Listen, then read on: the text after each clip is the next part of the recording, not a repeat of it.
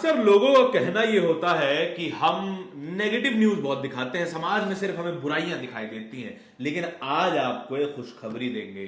खुशखबरी ये देंगे कि देश में 20 से 28 लाख लोग ऐसे हैं जिनकी जिंदगी में सुकून आ गया है। हाँ, अच्छे दिन नहीं आए लेकिन सुकून जरूर आ गया है। अब वे आराम से घर पर बैठ सकते हैं और कोई चिंता नहीं होगी। आराम से ताली थाली बजाइए, आराम से नए नए टास्क पूरे कीजिए और मोदी जी की मन की बात सुनिए। नमस्कार, मेरा नाम है धारण और आज आपको बेरोजगारी के फायदे बताने वाला हूं। बेरोजगारी के नए आंकड़े आए हैं। CMI, centre for monitoring Indian economy, एक संस्थान है जो कि हर महीने बेरोजगारी के आंकड़े निकालती रहती है। बड़ा ही फालतू का काम करती है क्योंकि जनता देखती नहीं है। बेरोजगारी देश के शहरों में पिछले 2 महीनों में बेरोजगारी बढ़ गई है।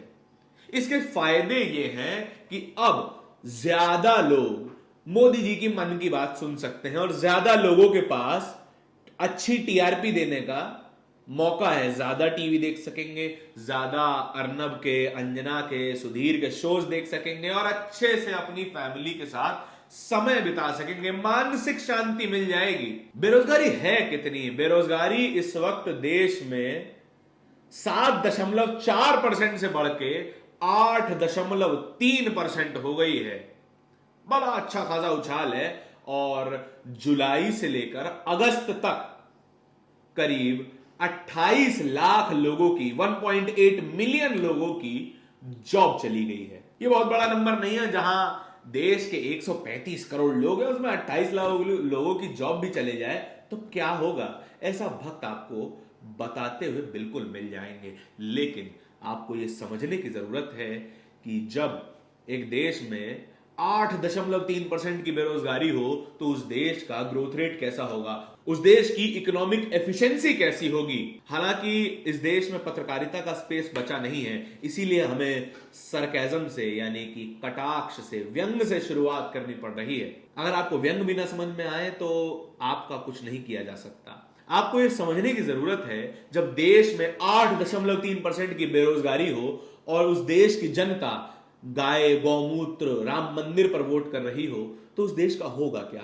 आपको इस देश में कई आंदोलन चलते हुए दिखाई देंगे बेरोजगारी के खिलाफ। युवा हल्ला बोल कई सालों से बेरोजगारी के खिलाफ आंदोलन चला रहा है, लेकिन वो खबरें टीवी पर आपको नहीं दिखेंगी क्योंकि आप टीवी से वो मांग ही नहीं करते कि वो आपको बेरोजगारी की खबरें दिखाएं। आप टीवी को, आप न्यूज को एंटरटेनमेंट की तरह देखते हैं कि 9 बजे आराम से घर आए, टीवी चालू किया और अवध के नवाब मुर्गे लड़ाते हुए दिख गए।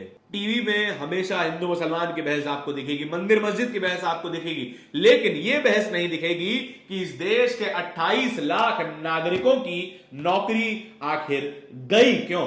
और तब भी उस जहरीली, उस गोदी मीडिया को आप समर्थन करते रहेंगे, आप उन्हें पत्रकार कहते रहेंगे और उनके कहे अनुसार वोट देते रहेंगे। आपने अपने हकों के लिए, आपने अपनी जरूरतों के लिए, सही जरूरतों के लिए वोट नहीं दिया। आज इसीलिए देश में 28 लाख नौकरियां 2 महीने में हवा हो गई। इस बात को जरा ध्यान से समझिएगा। जब हमारे ही देश का एक इंडस्ट्रियलिस्ट अडानी ग्रुप जब दुनिया में तीसरा सबसे रईस व्यक्ति बन जाता है और वहीं दूसरी तरफ उसी देश में जब 1 महीने में 28 लाख नौकरियां चली जाती हैं तो ये दोनों ही सूरतें एक साथ कैसे मौजूद हो सकती हैं? एक तरफ हमारे पास विश्व का तीसरा सबसे रईस इंसान है और दूसरी तरफ हमारे पास अंतहीन बेरोजगारी है, महंगाई है। जितनी ज्यादा बेरोजगारी होगी उतनी ही ज्यादा महंगाई होने लगेगी। आपको यह बात थोड़ी समझनी पड़ेगी। अब बात राज्यों के अनुसार भी कर लेते हैं। छत्तीसगढ़ में सबसे कम बेरोजगारी है। सबसे कम बेरोजगारी है छत्तीसगढ़ में, जहां भाजपा की सरकार नहीं है। छत्तीसगढ़ में भाजपा की सरकार नहीं है, तब वहां पर सबसे कम बेरोजगारी है। और सबसे ज्यादा बेरोजगारी कहां पर है?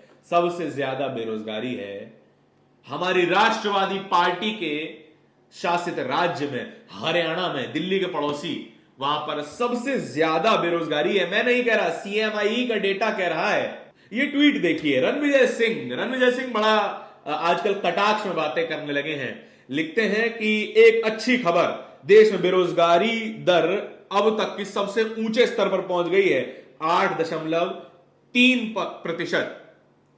अगस्त में 20 लाख लोगों को नौकरी के झंझट से आजादी मिल गई है, अब वे ताली थाली बजा सकते हैं। इस कटाक्ष को समझिए आप कि 20 लाख लोगों को नौकरी के झंझट से आजादी मिल गई है, अब वे ताली थाली बजा सकते हैं। वे बेरोजगार हैं, अब उनके पास कोई काम नहीं है। उनका परिवार किस तरीके से गुजारा कर रहा होगा मैं ये नहीं जानता, लेकिन बेहद बुरे हालातों में होगा, ये बात निश्चित है।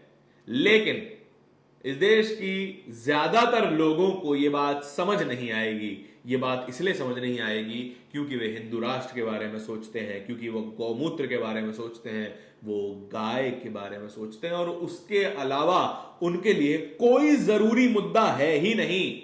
अगर होता तो इस देश की सरकारें आपके मुद्दे पर काम कर रही होती, आपके बच्चों के भविष्य के लिए काम कर रही होती, शिक्षा पे काम हो रहा होता, स्वास्थ्य पे काम हो रहा होता, नए नए कॉलेज खोले जा रहे होते और नई इन्वेस्टमेंट की, निवेश की नीतियां लाई जा रही होती। प्राइवेटाइजेशन बुरा नहीं है, लेकिन अति हर चीज की बुरी होती है।